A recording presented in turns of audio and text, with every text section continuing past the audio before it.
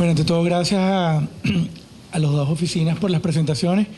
El primer comentario que quería señalar es que creo que ha sido como una experiencia recurrente en las tres presentaciones o las tres conversaciones que se han dado hasta hoy, es la oportunidad que se les ha dado, de alguna forma ustedes mismos se han planteado, de estructurar un discurso a partir de una excusa, que fue la definición de un tema, que sin duda es absolutamente amplio y abierto. Por lo tanto, creo que valoro mucho el ejercicio de tratar de poner en escrito, de poner en papel muchas de las ideas y revisando además trayectorias profesionales tan largas y completas y tratando de extraer de 3 o 4 proyectos pues el máximo de temas posibles. Creo que eso además va a ser mi trabajo más sencillo porque me va a permitir entonces darle quizás la palabra a la audiencia para que pueda hacer comentarios o preguntas.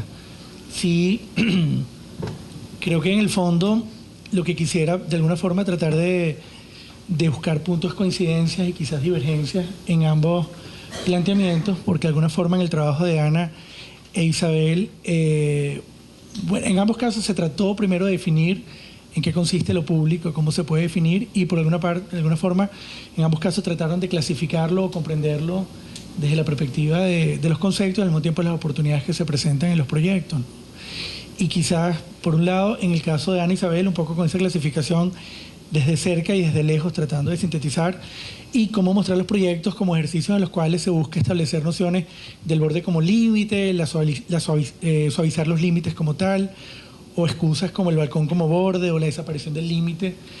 Y en el segundo caso, pues obviamente cuando hablan de lo lejos, es un poco la aproximación desde el punto de vista plástico a la construcción del paisaje, ¿no?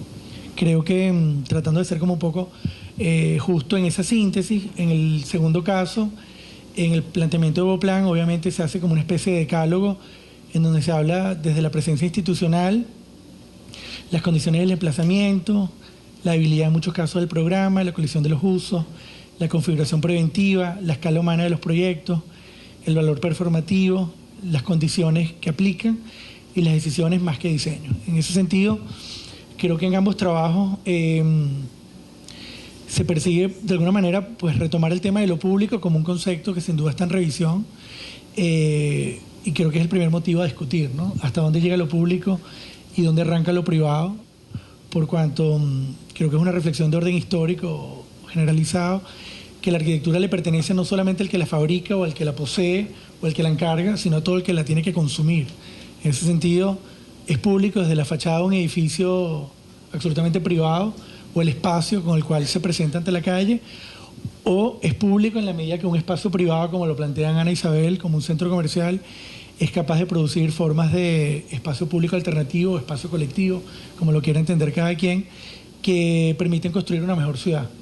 Y en cambio, en el caso de Boplan, donde entiendo que los encargos eminentemente públicos obligan más bien a tratar de construir agendas que van más allá de las del encargo, propiamente dicho. O sea, tratar de resolver problemas que tienen que trascender las propias debilidades o complejidades del encargo para poder aportar desde un espacio eminentemente público situaciones alternas que seguramente dentro de la visión política de los proyectos o del impacto, la magnitud, obligan a revisar un poco pues cuál es el papel del espacio que se genera, garantizado ya el hecho de que va a haber una condición pública per se.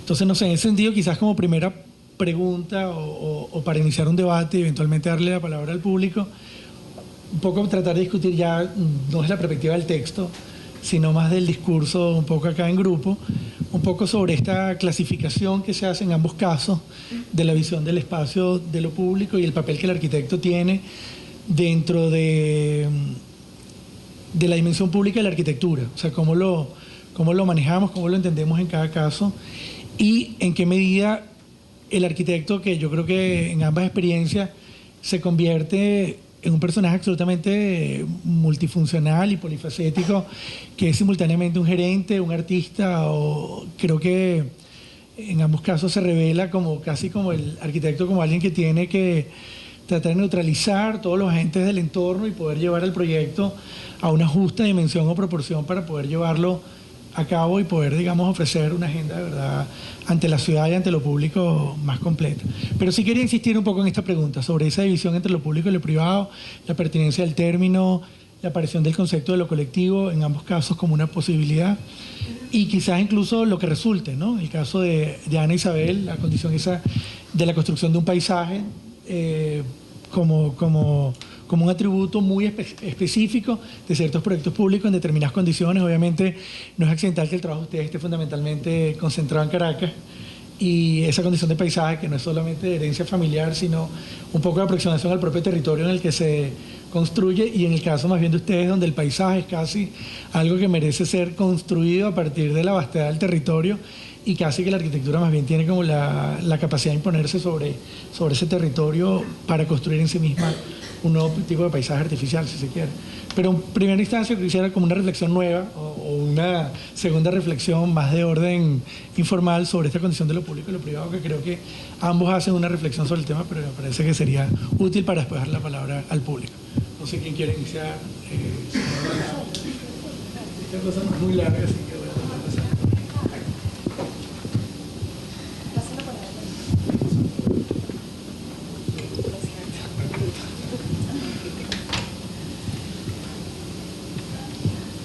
Bueno, en relación a qué es lo público,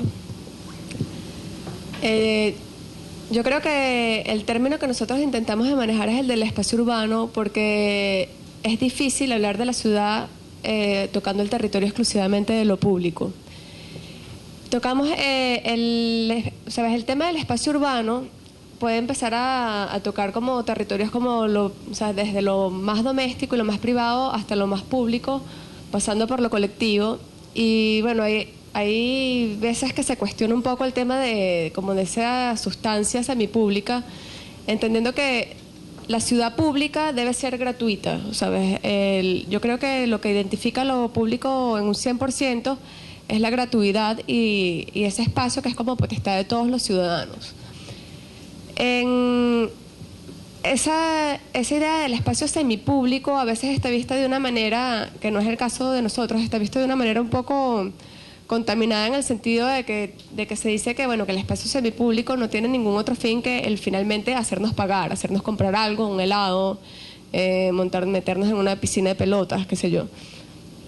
En el caso de los proyectos de nosotros, yo creo que más bien se trata de ver en el espacio colectivo una oportunidad que difícilmente va a ser promovida desde los agentes inmobiliarios. Y yo creo que debe ser promovida desde los arquitectos y sobre todo desde los organismos municipales. O sea, pensamos que las ordenanzas municipales son todavía muy básicas y deberían de alguna manera promover una serie de estímulos para que los promotores inmobiliarios construyan espacios para la ciudad. Como pasa de repente en la ciudad de Nueva York, en donde si tú haces una plaza que esté ligada, que esté vinculada al espacio de la calle, tú tienes bonificaciones que se traducen en altura, y en la altura se traduce en más metros de construcción, y más metros de construcción se traducen en dinero. Entonces, bueno, básicamente no se puede ver de forma como tan aislada a qué se debe el éxito de una buena ciudad. O sea, hay que verlo como de forma más compartida desde nuestro punto de vista. Bueno, yo creo que nosotros, básicamente quedó claro, nosotros con el tema de la charla, el espacio de lo público, no quisimos juntar en el tema de público, de espacio, definir nuestra práctica digamos, cómo entendíamos nosotros el espacio público-privado. Para ello utilizamos proyectos que obviamente donde se hace espacio público, pero también entendíamos que el hecho del Estado, como muchas veces como promotor desarticulado de propuestas o de proyectos, es una forma también de entender cómo se entiende el espacio público, por el que debería ser el gestor del espacio público. Muchas veces creemos, nosotros particularmente, que obviamente el trabajo con lo público siempre tiene muchas variaciones, muchas incoherencias, pero a lo que nosotros quisimos apuntar básicamente fue a cómo ver esas divergencias, esos puntos que muchas veces se ven como débiles, como más bien potenciadores hacia nuevas propuestas o hacia temas en donde podría estar también el tema del público y lo público y lo colectivo. Nosotros de alguna manera definimos lo colectivo, porque también nosotros entramos en conflicto. El que genera muchas veces la necesidad de un proyecto, siendo el público, es el que los hace espacios casi que más privados que muchas veces bueno, en nuestro caso en Puerto La Cruz es menos aún, ¿no?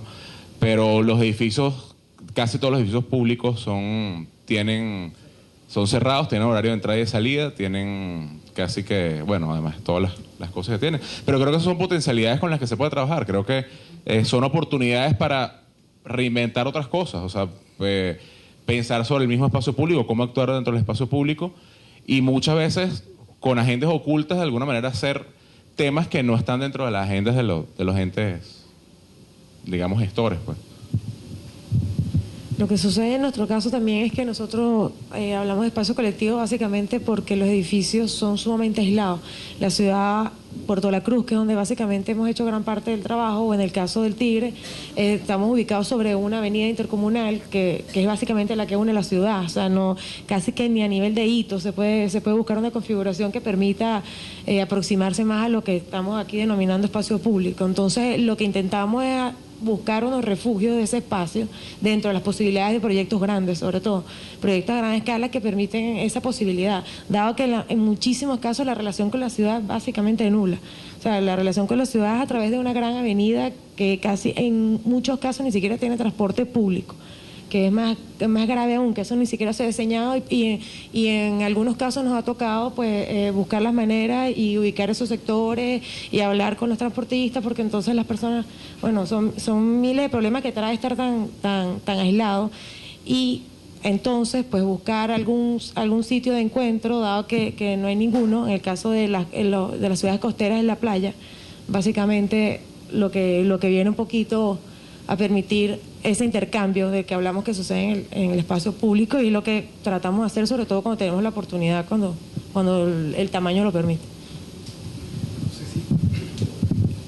Antes de darle la palabra al público, porque sí creo que es parte como una reflexión que al mismo tiempo es producto quizás una contradicción de todas las ciudades venezolanas. No creo que es un privilegio de Caracas, en donde en muchas oportunidades, un poco basándonos en esa reflexión de Francisco, donde a veces el proyecto público es más un mall que el propio mall, que en el fondo, siendo privado, es capaz de hacerse más público, mientras que el estadio es simplemente un proyecto en muchos casos de imagen que responde a una agenda política, si se quiere, pero que en el fondo no pretende articular necesariamente relaciones, sino que más bien las relaciones las tiene que inventar el arquitecto, que tiene una agenda que va mucho más allá de la agenda inmediata del promotor político, que actúa a veces como el operador inmobiliario de un centro comercial que tiene simplemente pues un marco de trabajo, ¿no? Y en el fondo es parte de la construcción de que en muchos casos los espacios públicos de nuestra ciudad están ocupados por privados, como ocurre en muchos sectores de la ciudad, por ejemplo en Caracas, y los espacios privados terminan siendo invadidos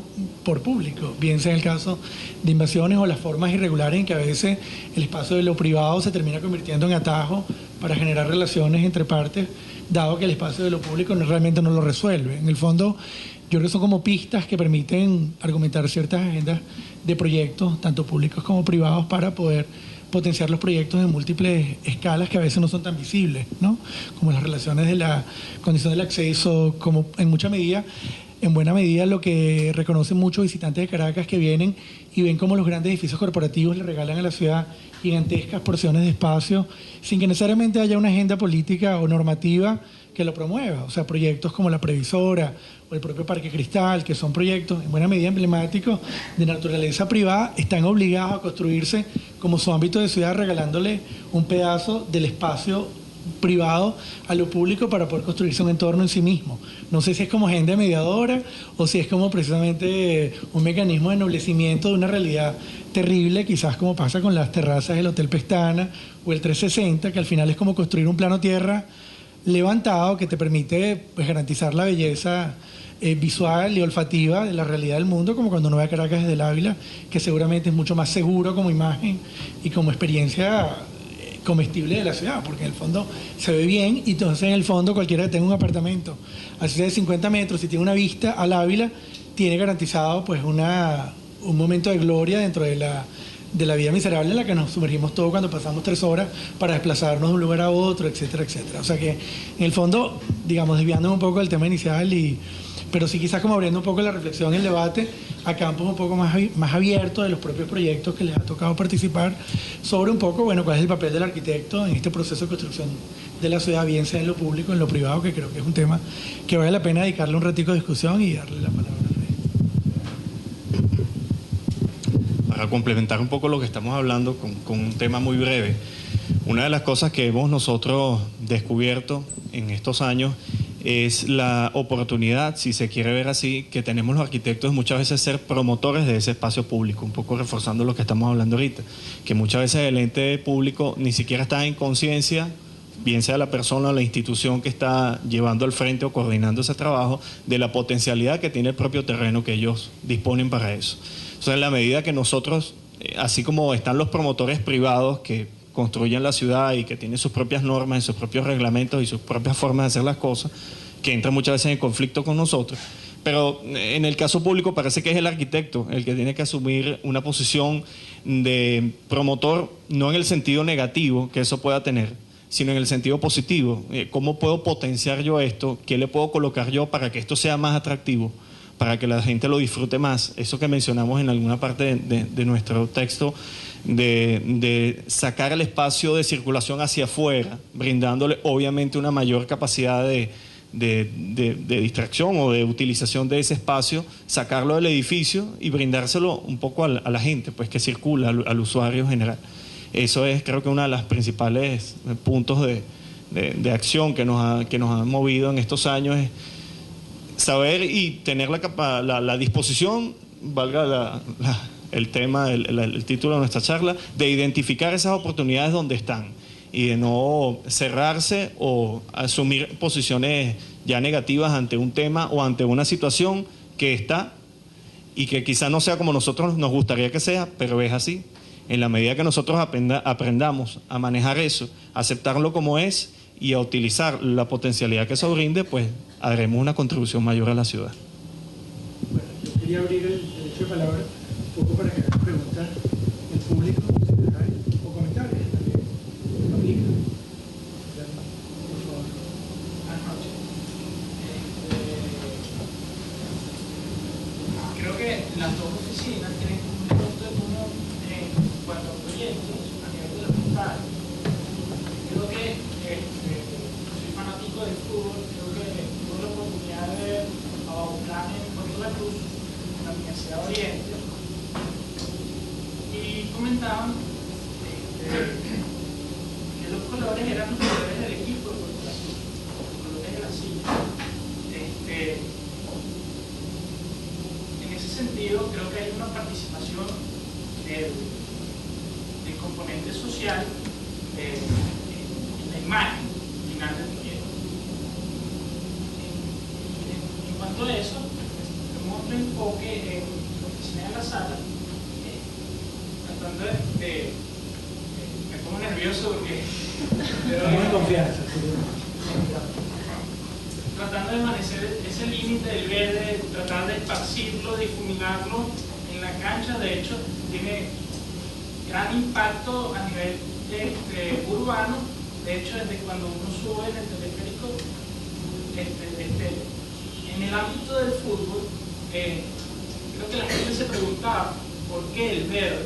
Decían que allí el equipo local iba a ser el Vigía, que son los colores del Vigía. Se bromeaba con eso. Yo soy fanático del Deportivo Italia. Los colores son azul y blanco. Estamos el primero, vamos a salir campeones si lo quieren. Y no veo eso en mi Italia. O sea, ahorita comprendo por qué y de verdad lo aprecio muchísimo.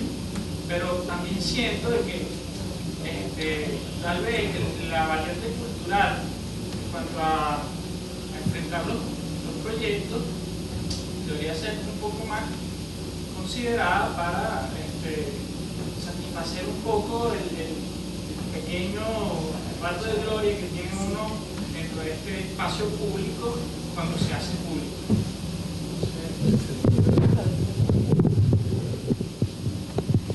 En realidad nosotros, o sea, eso fue un tema que fue súper complicado porque para nosotros las sillas eran un factor pero totalmente determinante en el estadio.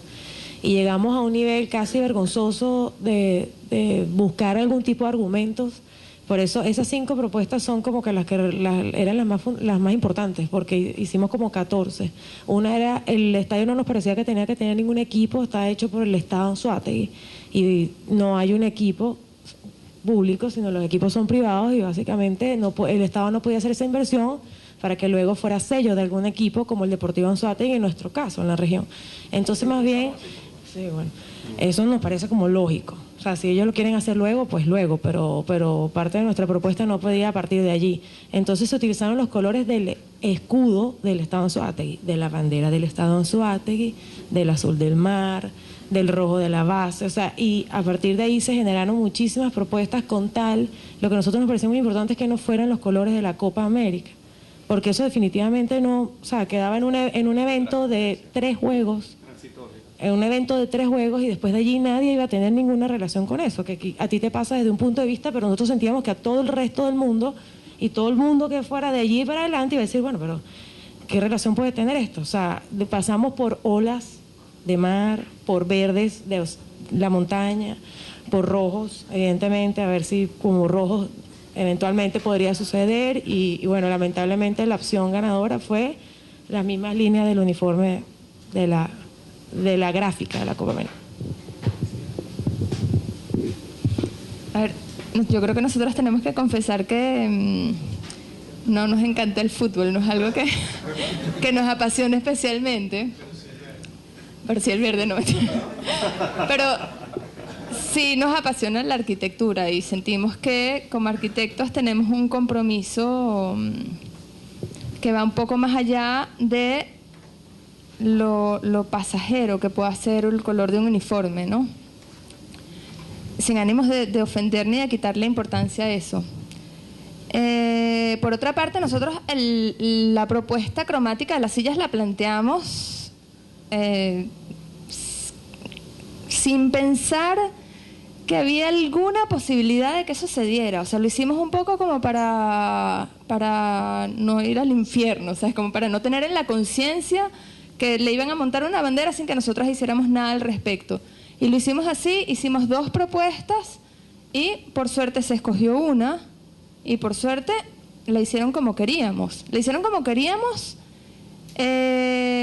cromáticamente, más no con el modelo de sillas, lo cual trajo un problema del cual te habrás dado cuenta tú si fuiste allá. Bueno, que no cabes en las sillas porque escogieron unas sillas que son muy grandes, muy voluminosas para unas gradas que existían y bueno, resulta terminando como un estadio demasiado incómodo para ver el juego. Incómodo en las sillas en las que uno se sienta, pero el palco presidencial para el que compraron unas sillas todavía más grandes y más voluminosas, no me imagino cómo será, o sea, no me imagino realmente cómo podrán sentarse ahí.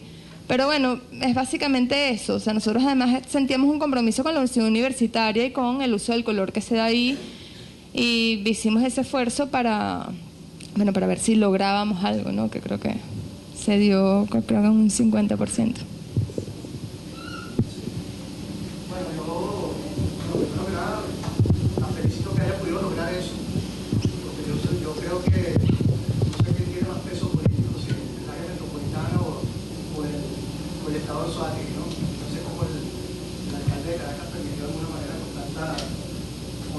Digamos, influencia que tiene a nivel político, permitiendo darle la posibilidad de hacer un planteamiento tan interesante como el de ser urbanismo cromático. Creo que es un logro importante.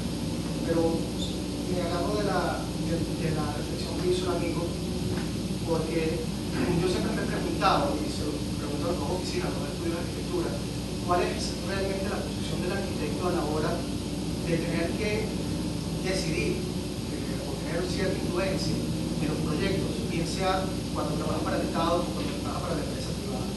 Sobre todo partiendo del principio de que hoy en día, creo que el martes pasado lo vimos justamente en una discusión, un debate que se formó en torno a la posición de Roberto Muchetti y de Ignacio Cardona, justamente cómo cómo empieza a jugar un papel importante el tema de la participación social dentro de los proyectos de arquitectura.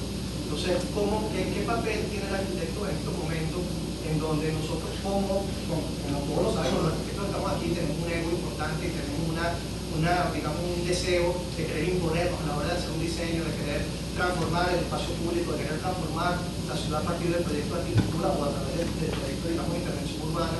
¿Cómo podemos, digamos, definirnos dentro de ese planteamiento de lo que es lo social, de cómo juega el ciudadano un factor importante dentro del proyecto de arquitectura y cómo tenemos que definirnos desde el punto de vista de, digamos, agentes de resolución de conflictos, pues, por decirlo de alguna manera, a nivel de proyectos de arquitectura y a nivel de proyectos de urbanismo espacial?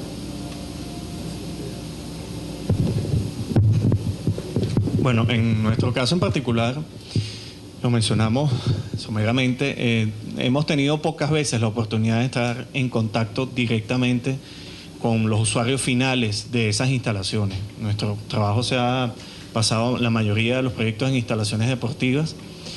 Por lo tanto, generalmente esas reuniones eran con los directores de las asociaciones o presidentes de las asociaciones deportivas de esas disciplinas que iban a estar funcionando ahí.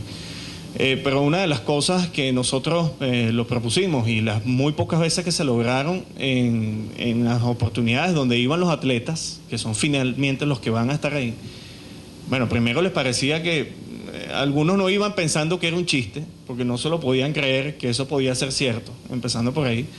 Y lo primero que decían es que, bueno, mira, gracias por escucharnos, ¿no? Eso era así como la primera intervención que todos ellos tenían, porque les resultaba algo fuera de este mundo que por fin ellos logran hablar con alguna persona que es la que está decidiendo o encargada de decidir algunas cosas sobre sus proyectos, sobre sus instalaciones. Sin embargo, fueron pocas las oportunidades. Nosotros quisimos propiciarlo aún más, entendiendo lo que tú dices, digamos, la necesidad, la importancia que tenemos nosotros de comunicarnos con ese usuario final. Pero en nuestro caso realmente ha sido, no fue posible en muchas circunstancias, fue muy mediatizado esa comunicación. Sin embargo, también teníamos criterios claros, como en muchos casos propusimos nosotros mismos, que varias asociaciones deportivas estuvieran dentro de un mismo gimnasio. Se ha dado el caso, y muy frecuentemente en instalaciones deportivas, donde cuando se practica una sola disciplina y una sola asociación es la que utiliza esa instalación, se convierte en el dueño de ella.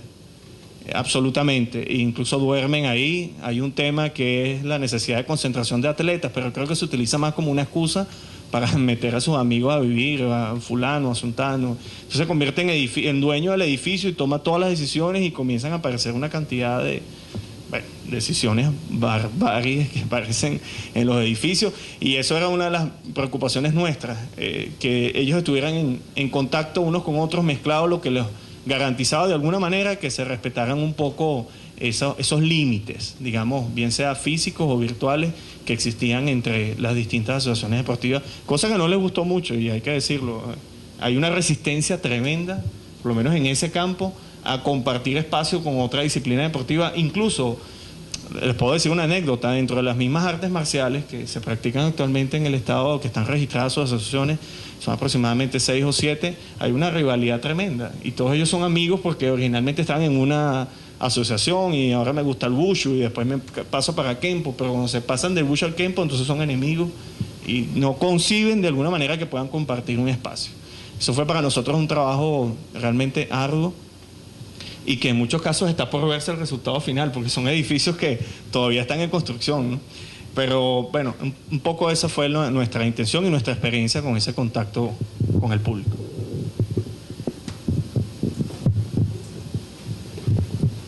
Bueno, el tema del diálogo con la comunidad es bien delicado. Yo creo que es que eso depende mucho de la naturaleza del proyecto. Yo creo que en el momento en que ha sido más delicado ese diálogo es precisamente en los proyectos más privados, ¿no? Yo creo que una casa, tal vez para una persona que va a vivir ahí, es como un diálogo bastante más difícil al que uno puede tener con una comunidad. Recuerdo cuando trabajábamos mucho en proyectos de política de habilitación física de barrios,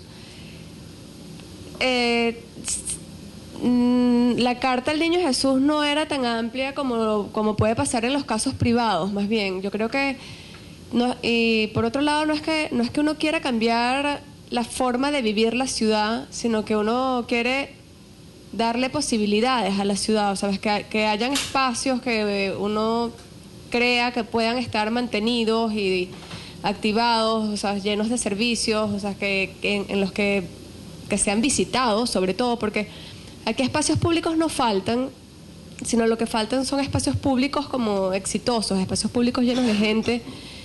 Y bueno, Franco nombró varios edificios que yo creo que son privados y que son muy exitosos, como el Parque Cristal. Yo creo que Centro Plaza es uno bueno también. A mí me gusta mucho el Centro Comercial Chacaíto, que es como una extensión edificada de la calle. Pero no sé, o sea, siento que para uno como arquitecto es difícil hasta tener acceso a lo que quisiera la gente de la ciudad. Sería para uno hasta positivo cuando uno se enfrenta a un proyecto, sobre todo un proyecto privado, en donde tienes un promotor o un cliente que te pide que hagas una cosa que tú no quieres hacer, tener la posibilidad de contar como con los argumentos de la gente que vive en esa área para hacer una edificación que seguramente va a estar, o sea, creo que yo estoy casi segura de que uno piensa más como la gente que habita esos lugares que como los promotores o hasta como los propios clientes. Honestamente quería decir una cosa que yo creo que si sea en encargos públicos o privados, la actitud como arquitecto es fundamental, y creo que básicamente eso que hablas tú o lo que entendí yo por lo que dijiste del ego, creo que es la primera barrera a vencer, básicamente. Me parece que es la posición equivocada cuando hablamos de espacio público, para empezar.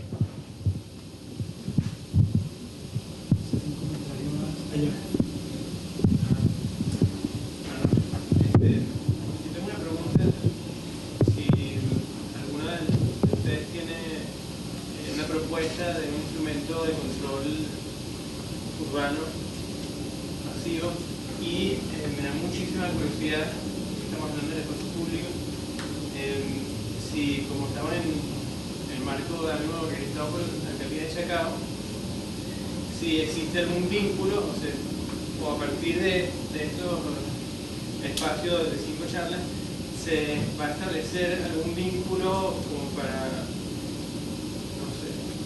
pase algo, o sea, que a partir de esto empiece a suceder algo, y si quiénes son las personas de Chacao que están aquí interesadas por privacidad.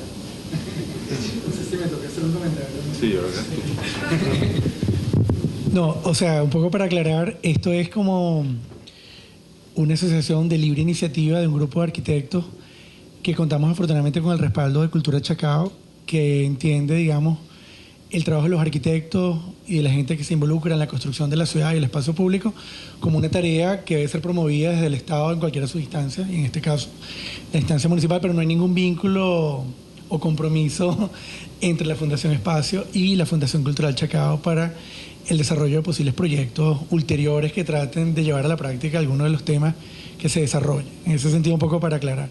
Sí creo, más allá de la sala, que ya es un espacio afortunadamente público, que es gratuito, como decía Ana, y que seguramente se nos ofrece como una oportunidad para generar una reflexión que seguramente de otras maneras se daría en el marco de una universidad o de un recinto que es público, porque a veces actúa a veces más cerrado que el propio espacio de lo privado, que es a veces contradictorio, pero en el fondo yo creo que es parte como el dilema del que vimos todos, donde la dificultad de entender el espacio de lo compartido es un problema más de orden social y que es difícil que un arquitecto lo pueda resolver. O sea, en el fondo ni en una casa ni en un estadio. O sea, ni el estadio va a resolver que el fútbol sea mejor, ni la casa va a hacer que los problemas de una familia se minimicen.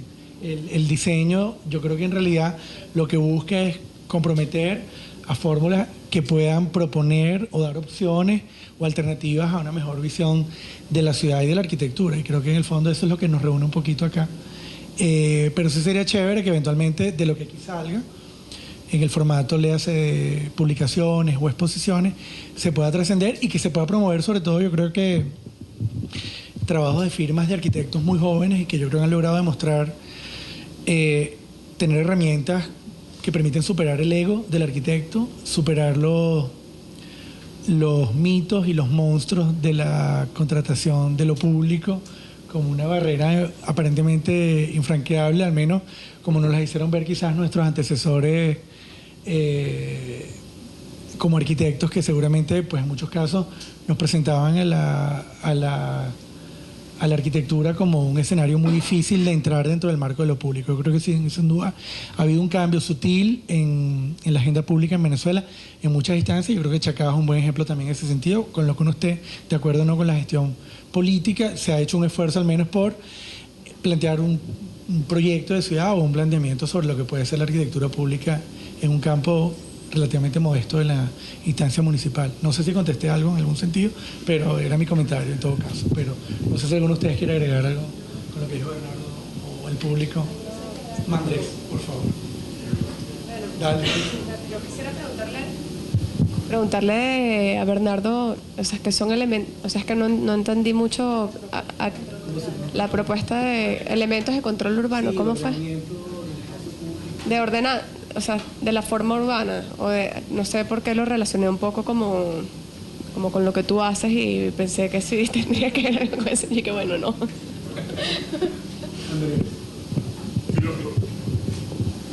Igual como cosa rara y confundido.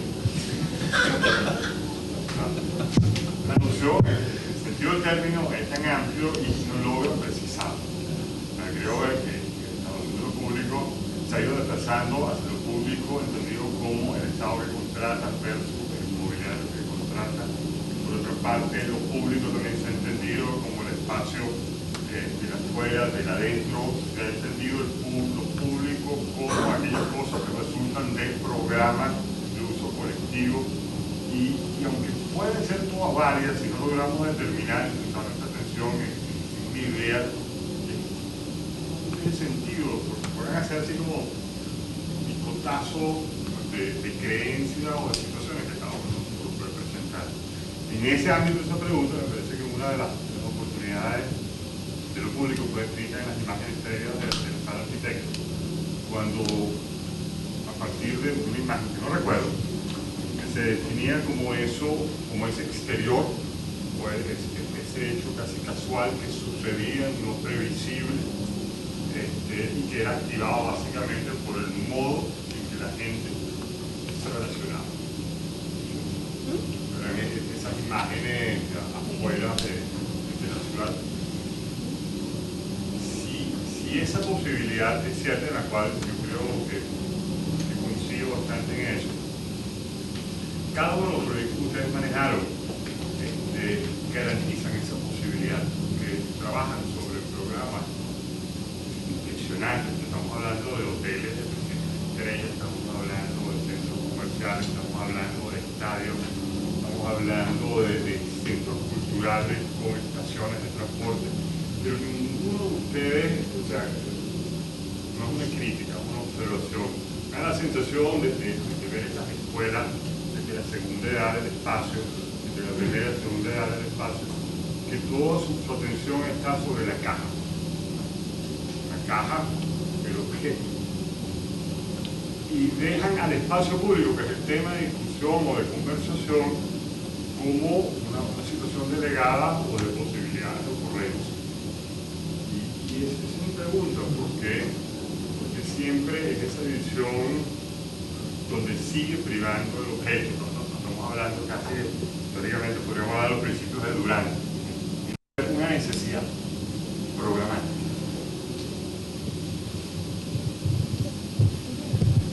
Mira, ya vas a ver, no mentira. Cuando te toque. Me voy a estar,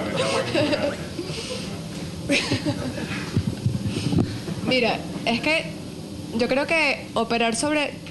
Yo pensé que habíamos sido bastante claras en tratar de no utilizar para nuestros proyectos la palabra público. Porque público tiene que ver con lo gratuito. Público, ¿sabes? En un texto que leí hace poco se hablaba de que las últimas dos edificaciones públicas que existen en la cultura de hoy es la cárcel y la biblioteca. Nosotros no hemos hecho todavía una cárcel ni una biblioteca. Claro, hay espacios, esos son como edificaciones tipo caja, como lo llamas tú, Pero sobre todo, o sea, no hemos tenido la oportunidad de que nos encarguen una plaza o que nos encarguen la habilitación de una vía esencialmente pública.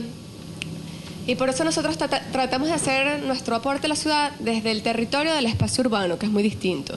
El espacio urbano es el espacio, la vida entre edificios, que es este concepto que yo pienso que es bastante acertado, en el sentido que no necesariamente se refiere a un estrato público, privado, semipúblico, gratuito, no gratuito, sino a la posibilidad de generar actividad en el espacio de la calle, en el espacio que uno se encuentra cuando sale de su oficina o de su casa, y de sobre todo propiciar como la interacción entre las diferentes personas, entre personas que no necesariamente se conocen.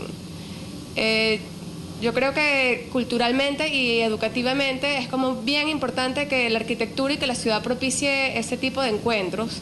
Y es como a partir de la arquitectura pública, privada, semipública o de cualquier tipo que nos toque enfrentar. Bueno, a lo mejor doméstica es como más difícil, pero en donde tratamos de hacer un aporte al espacio urbano de la ciudad sin caer en hablar de lo público como en lo más estricto de la palabra, ¿no?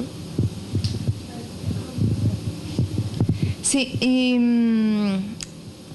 otra cosa también, como que hablando lo de que dices que priva el objeto, es difícil en ciertos casos, bueno, hablar de lo público. Lo que nosotros tratamos de hacer son como donaciones a la ciudad o regalos a la ciudad. Nosotros tratamos de en la medida de lo posible, hacer más agradable, más fácil y más grato todo en la medida que podamos. Por ejemplo, con el Olímpico, parte de lo que tratamos fue regalar como un paisaje colorido a la ciudad desde cualquier punto, o sea, desde lo lejos, desde lo alto. En el caso del centro comercial tratamos de, bueno, regalar el techo para que todo el mundo pueda usarlo. No hay manera de que no te dejen entrar ahí. Un techo, exacto, un techo que es suelo, un techo que es para recorrer, para que lo recorra el que quiera. En el caso de la electricidad de Caracas, por ejemplo, bueno, tratar de hacer más suaves esos muros de galpones llenos de grúas y camiones de la electricidad de Caracas que son bastante agresivos y bastante desagradables, y tratar de hacerlos convivir con una zona que tenía como vocación residencial, que creemos que va a tener vocación residencial. Ahorita es una zona más que todo industrial, igual que en el caso del Bicicross. En el caso del Bicicross recuerdo que era una gran plaza con edificaciones que están destinadas a bolas criollas, a arco y flecha, bicicross y gimnasia. Y resulta que todo el mundo hizo un edificio que nosotros lo que pensábamos era, bueno, haremos un parque donde puedas jugar aquí bolas criollas, donde puedas aquí estar en tu bicicleta y tratar un poco de integrar todo, y no fue posible. Lo que hicimos en ese caso fue, bueno, nosotros sí regalamos nuestra pista porque, bueno, además hubiera sido imposible hacer un objeto representativo con ese programita que teníamos, que de hecho ni los baños los techaron, o sea que eso quedó absolutamente salvaje. Pero bueno, es eso, es hacer regalos a la ciudad, hacer regalos al peatón, al visitante, al que ve de lejos, básicamente. La pregunta que nosotros nos hacíamos en la oficina cuando discutíamos sobre estas disposiciones era básicamente cómo nosotros teníamos injerencia en el espacio público fuera de un master plan. ¿Me explico? O sea, en muchísimos casos está asociado las relaciones de esos espacios, las relaciones de las personas con las plazas, avenidas, bulevares, ramblas, como las quiera llamar, tratando de hablar tradicionalmente del espacio público sin un master plan que verdaderamente potencie el dinamismo entre esas áreas. Creo que allí es lo que estábamos hablando, que hay muchos sitios que podrían ser espacio público perfectamente, pero al final están olvidados o cerrados o con un muro o oscuro, y eso en definitiva no permite que terminen de serlo. Y nosotros nos preguntábamos, bueno, o sea, quizás lo que nosotros verdaderamente estaríamos diseñando y lo que estaríamos tratando de colocar ahí nuestro grano de arena serían espacios de encuentro, no espacios públicos como tal. Bueno, pero por eso justamente es que estábamos, o sea, estoy preguntando entonces si se refiere a plaza, si te refieres a plaza, bulevar, camino, o sea, lo que se entendía, digamos, tradicionalmente como espacio público, o cualquier espacio que pueda estar habitado por una múltiple cantidad de gente que por libre paso tiene acceso y salida. O sea, yo veo, por ejemplo, unas bases como las del Centro Comercial del Recreo, que tratan de introducir, por ejemplo, ciertas aceras, pero que después en la noche se cierran con una super puerta. Entonces, ¿sabes? Eso verdaderamente ellos sí lo categorizan como espacio público, pero podría no serlo mientras yo no tenga la libre posibilidad de sentarme ahí a las 10 de la noche. Y esas son como que las diferencias que hay o que habría entre una cosa y otra, y a mí me gustaría más bien que entonces me lo definan a mí, porque quedé sin entender. No, lo que yo quería preguntarte que no entendí bien es que justamente cuando tú dices ahorita que esto es un espacio público, ahí no entiendo bien lo que decías, que hay un énfasis en la caja y no en el vacío. O sea, que entiendes que el espacio público está en el vacío y no en la caja. Sí, lo interesante de esto y de las conversaciones es que uno puede partir de supuestos. Ah, no, por supuesto. O sea, aquí estamos... Formulaba que el espacio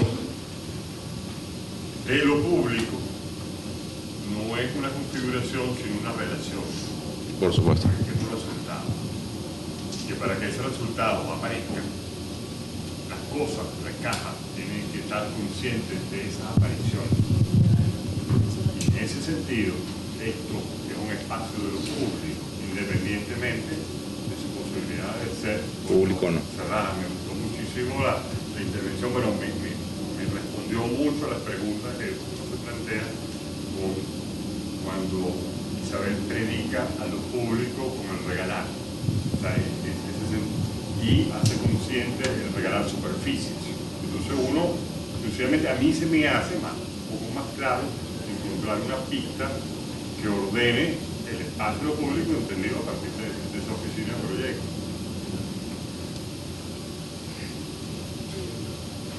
Claro, simplemente quería hacer una acotación en relación a lo que dice el profesor Macoqui y entendiendo un poco lo que creo que la reflexión que hizo Cristian, ¿no? Es que el punto estaría en cómo, o sea, la pregunta, voy a tratar de hacer la reflexión incluso una pregunta, ¿cómo puede un estudio de arquitectura configurar un espacio público cuando se encuentra geográficamente ubicado en un espacio que no tiene una configuración urbana lo suficientemente consolidada como para poder articularlo con un objeto arquitectónico? Es decir, cuando estamos hablando de que tú tienes que desarrollar un objeto arquitectónico, un espacio geográfico, un master plan, creo que de alguna manera lo dice el mismo Santiago, tú automáticamente tienes que tratar de buscar la manera de generar un espacio lo suficientemente agradable y público dentro del objeto para que ese espacio pueda ser confortable para la gente que lo vive, para que sea un espacio de encuentro, porque no hay un espacio público alrededor del objeto como tal que te permite a ti poder generar alrededor del objeto una configuración pública para que la gente se encuentre. El mismo objeto arquitectónico lo hace. Creo que eso de alguna forma es el planteamiento que Bauplan hace en relación a los proyectos que han insertado dentro del Yo lo que discutíamos aquí es que de qué sirve una gran plaza, la mejor, escoge la mejor de todo el país y la colocas en el centro de o sea, no sé, entre la vía entre Anaco y el Tigre, ¿entiendes? O sea, no va a servir absolutamente de nada. O sea, yo prefiero básicamente, bien sea en términos de donación o como nosotros no conseguimos esa palabra, por cierto, ahí nos costó un montón decir que era donado, regalado, prestado, por si acaso, expansión, nos costó muchísimo ver cómo podíamos llamar, por ejemplo, el bulevar del estadio. A nosotros nos costó muchísimo donar el bulevar del estadio al polideportivo, ni siquiera está directamente relacionado con la ciudad. El estadio tiene, todas las plantas bajas son zonas rentales, que no están terminadas, evidentemente, porque no hacían falta para la Copa América. Y esas zonas rentales, la idea es que mantuvieran el edificio y que además terminaran de potenciar ese bulevar inmenso que hace falta para que entren una ocasión cada 3 meses 40.000 personas y salgan 40.000. O sea, la idea de ese bulevar, esos tamaños, muchísimamente va relacionada a un momento muy preciso en donde tienen que entrar y salir 40.000 personas en un juego que de verdad sucede como cada 2 meses. Nosotros decimos, y el resto del tiempo ese súper bulevar con aceras, con rampas, con estacionamiento alrededor, con una conexión peatonal de 50 metros de ancho y una pasarela hacia la avenida Intercomunal, que es la principal avenida que relaciona Barcelona, Puerto La Cruz y Lechería. ¿Qué pasa con el resto del tiempo? Y bueno, vamos a luchar porque esto permita, que además en la ciudad por lo menos no hay ni un 3 salones de convenciones, no hay ni un sitio donde se haga una zona rental decente, son los estacionamientos de los centros comerciales con carpas los que albergan alguna feria del libro, alguna feria de lancha. Y prácticamente permitir que ese bulevar inmenso pudiera luego participar en realidad de esos eventos que suceden en la ciudad en sitios muy difíciles. Bueno, básicamente se creó, en teoría, básicamente eso, como, bueno, este es mi grano y estoy convencida además de que eso, podría funcionar porque uno ve cómo estaban mal funcionando esas actividades importantísimas en la ciudad, por lo menos en el caso de esa particular. Entonces se hizo incluso como la acotación y la sugerencia o el gobernador o el gobierno en general de hacer una fundación. Entonces, una fundación que permitiera que el estadio funcionara, o sea, suelto, no dentro de la gobernación del estado, sino suelto, y pudiera tener una agenda, como esta sala hoy es para nosotros y mañana para el otro y pasado para el otro, y finalmente que esos espacios funcionaran. Todavía no ha funcionado, se propuso, tiene nombre, tiene RIF y tal, pero en este momento no se ha terminado, no terminaron el sobrepiso, ni las paredes, ni la... esa es la situación actual, pero bueno, era como la intención, básicamente.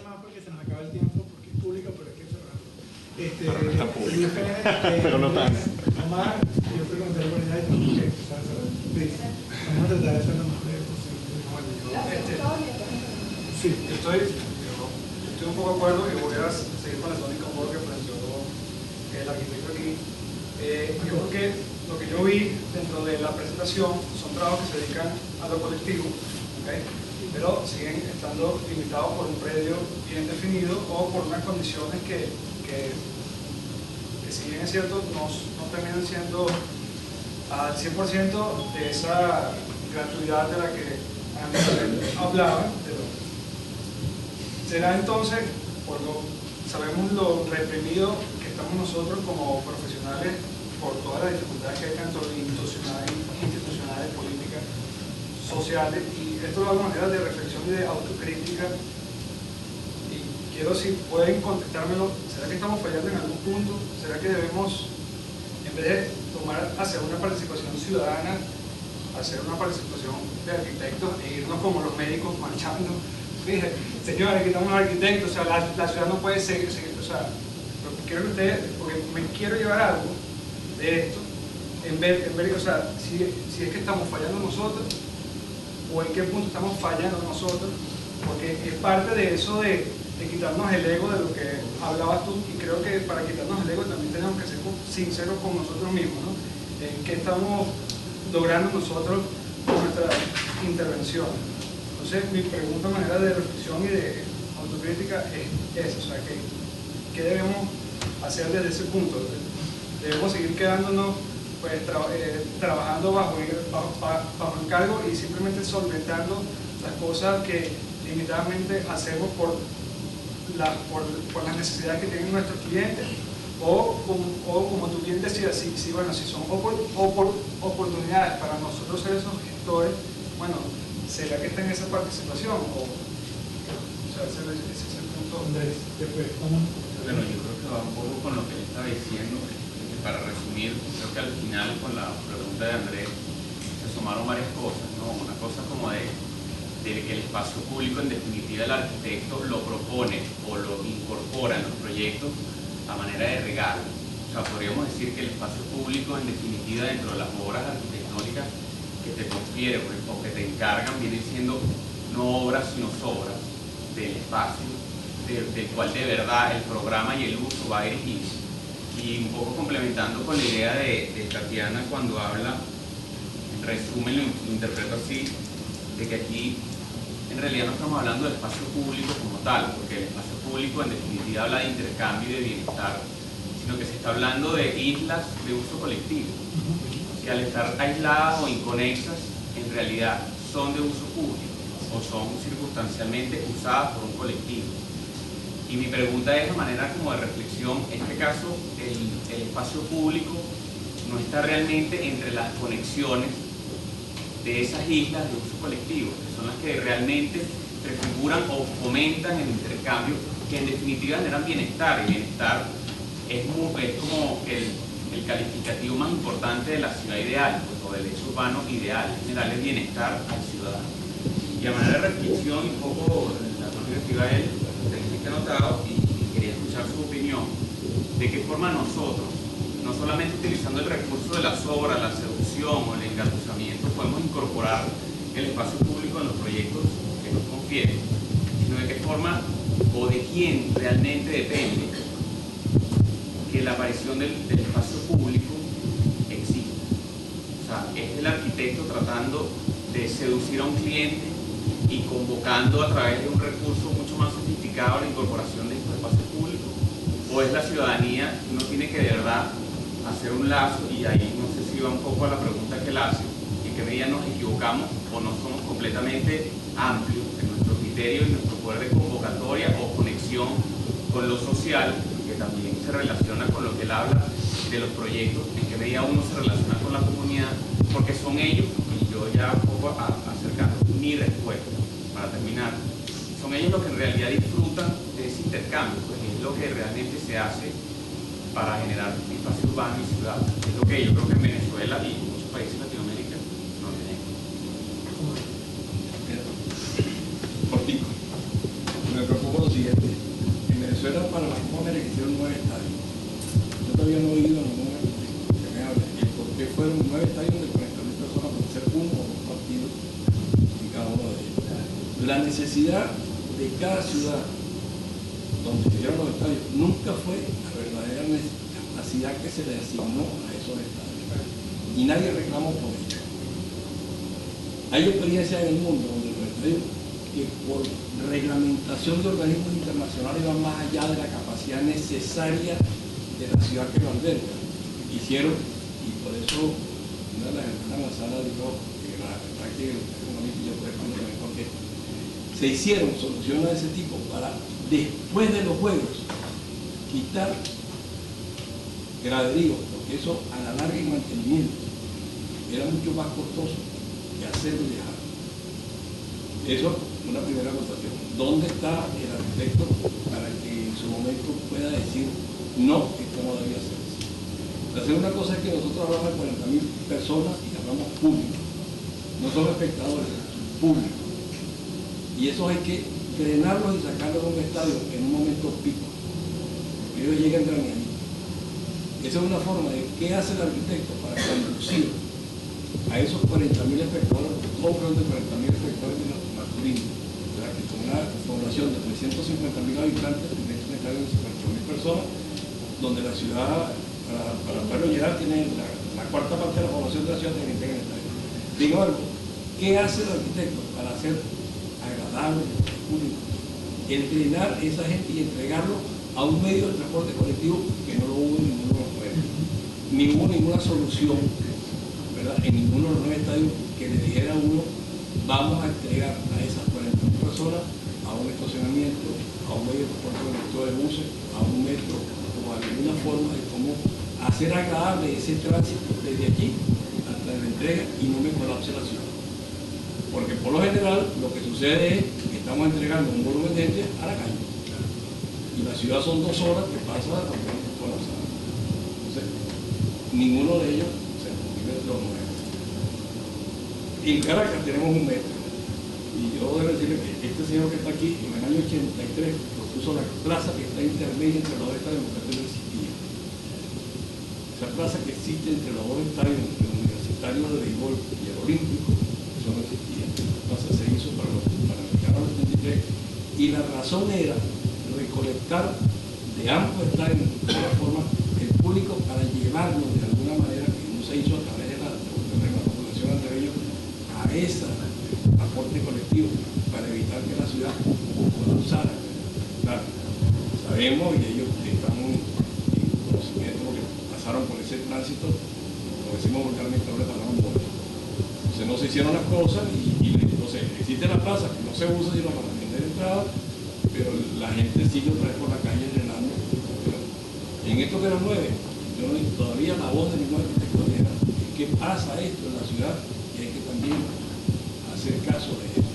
Pero no es solamente el espacio público de bonitas matas, de ver, pero también el confort que se le da a la ciudad a través de medios que lo hagan verdaderamente agradable y sustentable.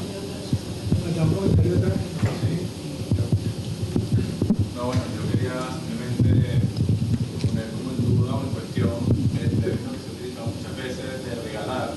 Se ha manejado muchísimo, se ha repetido, y yo me pregunto, en el momento en que un proyecto regala espacio, significa que el proyecto tiene que renunciar a ese espacio para que otra persona, para que otras personas lo tengan. Está bien, pues yo compré un parque para que está bien, está bien, entonces, y creo que, no sé, creo que hay que preguntarse un poco como esa manera de enfocar, bueno, ese tema, porque me parece que más allá de no tener que desprenderse de algo, es un espacio que mantiene un retroalimento.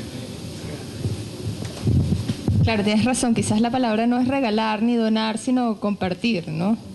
Compartir con los demás y, bueno... No, yo creo que también, o sea, el hecho de que estemos manejando ese término, eso hace eco de algo que no está entendido allá afuera por promotores y por muchas personas que se quieren todo para ellos, y las redes, o sea, el mensaje, la cosa, y bueno, eso, bueno, creo que parece... Claro, y además que cuando uno regala algo que no es de uno, porque en realidad uno construye un centro comercial, pero no es mi centro comercial del que yo te estoy regalando a ti un pedacito. No, yo estoy regalando un poco sin avisar, ¿no? Un poco sin pedir permiso, que yo creo que eso es algo importante. A ver, eso de que estamos fallando y de los golpes de pecho y de qué hacer para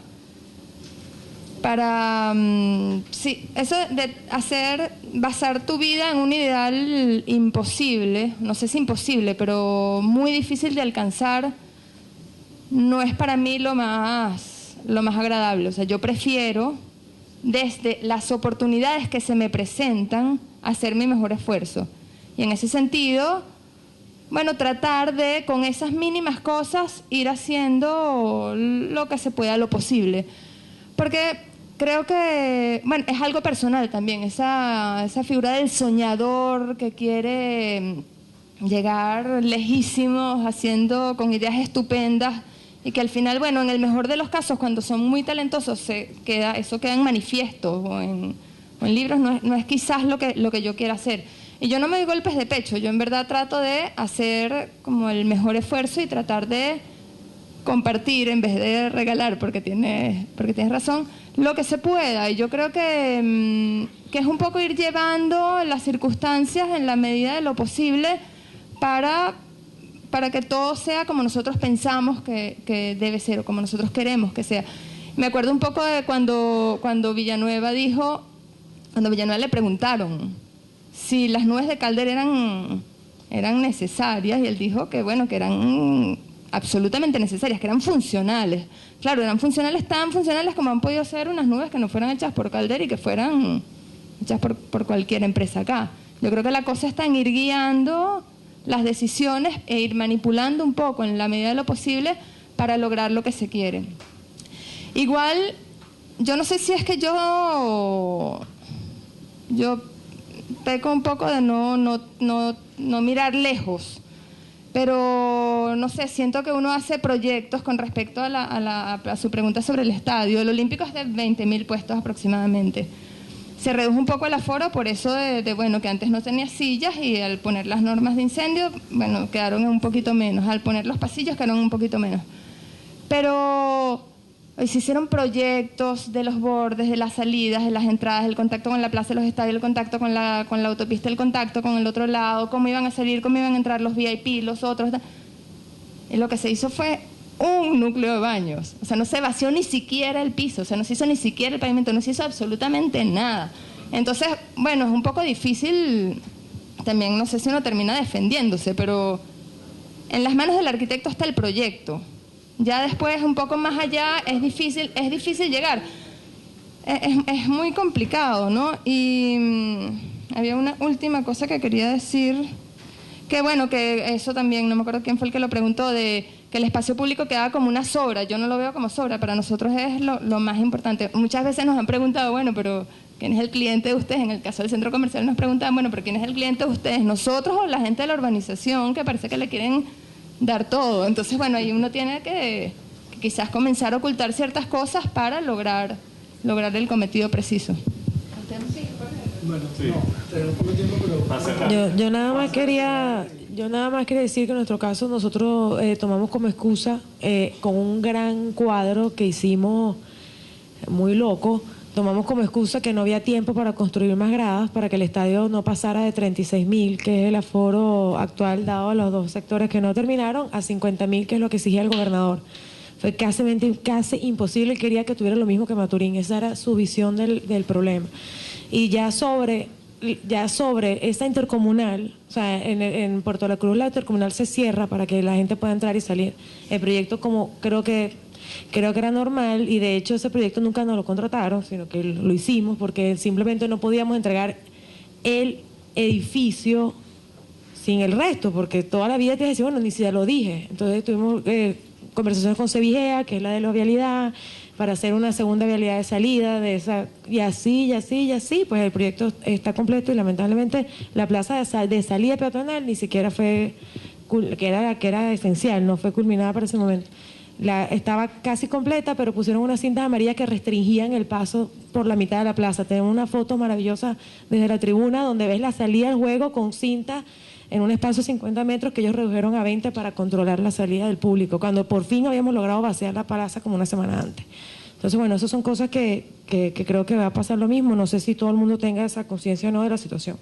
Pero una cosa a la que yo le tengo miedo y que quería que quedara registrada aquí es a la ciudadanía. Le tengo un miedo grave porque creo que la ciudadanía es la que cierra la calle, la ciudadanía es la que pone la garita, la ciudadanía es la que exige los cercos eléctricos, la ciudadanía.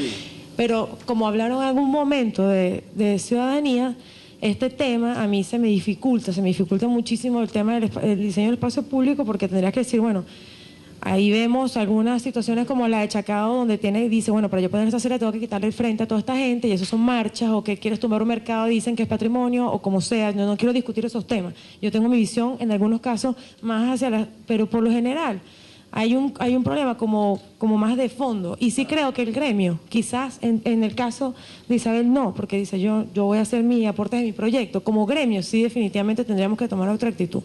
Ahora, que sea yo o sea, uno mismo, por lo menos en nuestra oficina, vemos claramente a la gente que está más, ¿sabes?, que le gusta más el tema de decir, bueno, vamos a hacer un texto, vamos a enviarlo, por lo menos dejamos nuestra situación planteada. Como gremio sí deberíamos hacerlo, quizás no todos tendríamos que participar en esa discusión, pero a mí se me hace particularmente complicado, porque me estaría peleando con todas las reuniones de la sociedad como me ha sucedido, porque básicamente ellos son los que piden restringir.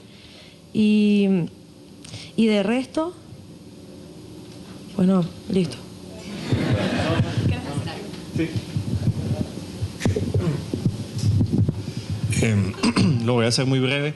Con respecto a eso de los aforos del estadio, les puedo contar como anécdota que en cuestión de 2 semanas, el estadio nuestro, que comenzó de 25.000, terminó en 48.000, porque en esas 2 semanas, de 15 días antes de que llegara la segunda visita de las autoridades de la Conmebol, hubo una especie de subasta a ver quién decía que tenía más sillas, ¿no? Y cada dos días me llamaban al celular, mira, Maturín dijo 36.000. Y entonces a los 3 días, no, que fulano dijo 38.000. Y así empezaron, pero es que estamos subastando, estamos aquí ofertando, a ver quién hace la mejor oferta. O sea, se cayó en una locura, pues, y me identifico un poco con lo que dijo el arquitecto profesor Omar Carnevali. También sucede que esa posición de la que te respeto muchísimo y siempre te he acompañado, en que alguien tiene que decir cuando las cosas están pasando, muchas veces trae consecuencias, y tú las has padecido, en consecuencias negativas de retaliaciones, cuando alguien se atreve como que a meterse con la institucionalidad o con el que está el órgano rector de los asuntos, retaliaciones personales después. Y en muchos casos tenemos que revisar nuestra propia actitud como arquitectos, porque la mayoría de las veces, quizás yo me tengo que incluir porque inconscientemente probablemente lo haya hecho, si alguien sale y critica algún aspecto de los 9 estadios del Estadio de la Copa América, tendemos a decir, ese está envidioso porque no le dieron uno. Ese es el primer comentario típico de nosotros. No, ese es lo que está envidioso, porque como a él no le dieron uno, entonces quiere criticar, ¿no? Tenemos un poco que empezar a revisarnos nuestras propias posiciones con nuestros propios colegas y empezar a aceptar las críticas, bien sean buenas o como las queramos ver, pero a escuchar, ¿no? Escuchar un poco más de lo que tienen que decir sobre tu propio trabajo. Rápidamente, tú mencionabas algo, ¿cuál puede ser nuestra contribución? Mira, una de las principales preocupaciones que tenemos nosotros actualmente es que creo que en eso podríamos comenzar a trabajar ya, las personas que se sintieran identificadas o en sintonía con eso. No existen normativas para las edificaciones públicas en Venezuela, ni hablar de las edificaciones deportivas, no existe. O sea, hay una que otra, la Gaceta del año 1974, y la otra que te dice algunas cositas y te menciona alguna actividad, pero en realidad no existe. Creo que eso podría ser un gran aporte de nosotros. Establecer prototipos más que normativas para generar diversidad. Claro, y conseguir documentos, conseguir material que te oriente. Yo creo que nosotros en gran forma le debemos mucho y siempre le agradeceremos la colaboración que tuvo el arquitecto Carnevali con nosotros cuando comenzamos con el estadio, porque estábamos un poco perdidos, como les habrá pasado a ustedes también, y uno tiene que empezar a buscar información porque no hay una bibliografía específica sobre eso, sino libros quizás de otros países, pues, de exterior. Y creo que nosotros podemos empezar a hablar sobre eso, qué pasa con nuestros edificios públicos, las normativas actuales, en qué podemos comenzar nosotros a discutir y a poner eso en papel. Vamos a hacer una contribución, esta generación, sobre eso, para que las próximas generaciones que vengan, oye, tengan un material en que puedan revisar y que puedan consultar. Y quizás sea un poco como de llevar en blanco y negro las experiencias que estamos viviendo actualmente. Creo que eso podría ser un tema.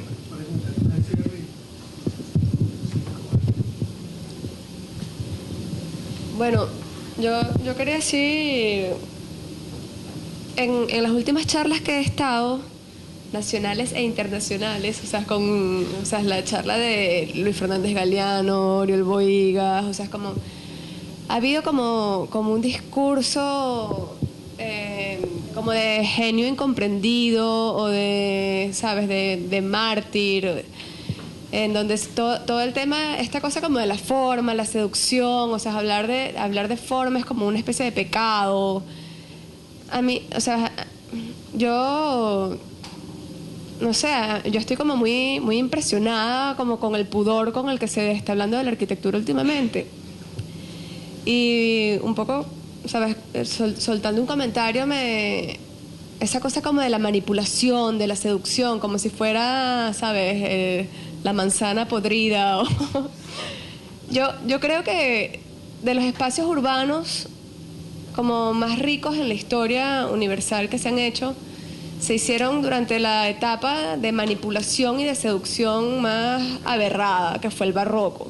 O sea, yo no soy una persona especialmente religiosa, sino tal vez todo lo contrario, pero creo que esa cosa como de la manipulación del pueblo para convertirlos en fieles que hubo durante el barroco fue una cosa que creó unos espacios que yo creo que hoy en día, o sea, esos gestos quirúrgicos que se hicieron durante el barroco son como una súper enseñanza en la ciudad de hoy.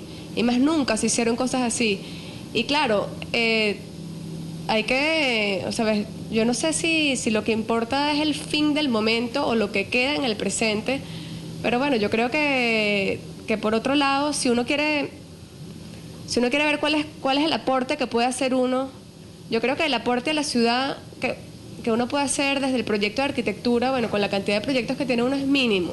Si uno realmente quiere hacer un aporte a la ciudad, más que ir a marchar o, ¿sabes?, o gritar o darse golpes en el pecho, creo que, bueno, que hay que dejar de proyectar y meterse en un organismo público a entender el problema de las ordenanzas municipales, a entender el tema de las bonificaciones para estimular a los inversionistas privados a que construyan y financien espacios para la ciudad.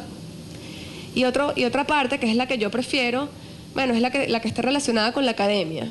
O sea, cualquiera de las personas que damos clase no lo hacemos obviamente por el dinero, sino porque nos interesa dejar un aporte o un legado o transmitir un tipo de intereses y además, ¿sabes?, las investigaciones a las que estamos obligados ¿sabes?, a realizar, yo creo que tal vez pueden ser como un aporte bastante más significativo el que uno puede hacer cuando con un edificio comercial que te encarguen o con no sé, alguna pequeña plaza. No, pero no, lo que aclarar es que yo creo que más que preocuparse hay que ocuparse. Bueno, muchísimas gracias a todos los presentes. Quería tan solo recordar...